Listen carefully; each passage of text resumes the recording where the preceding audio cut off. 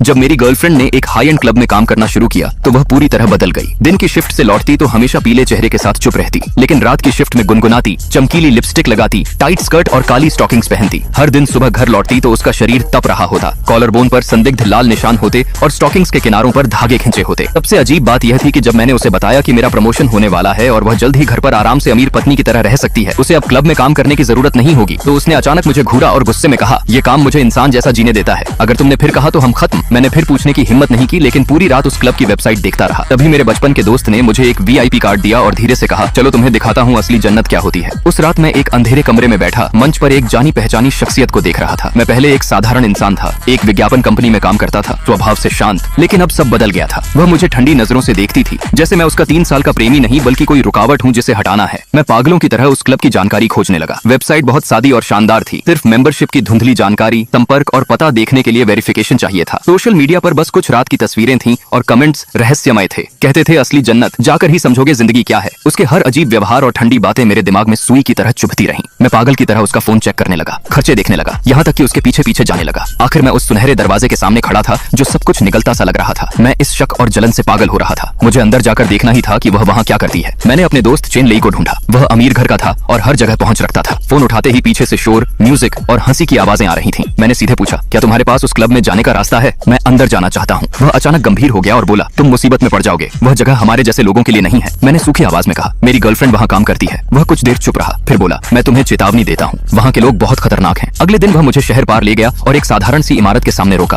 कोई साइन नहीं था, बस एक भारी काला दरवाजा। कार्ड से दरवाजा खुला और हम अंदर गए। अंदर का हॉल बेहद शानदार था। फिर हम लिफ्ट से नीचे तीसरी मंजिल पर गए। दरवाजा खुलते ही लगा जैसे दूसरी दुनिया में आ गए हों। ऊपर की सभ्यता के उलट यहाँ खुली इच्छाओं का माहौल था। धुंधली रोशनी, नशे भरा संगीत, हवा में शराब और जुनून की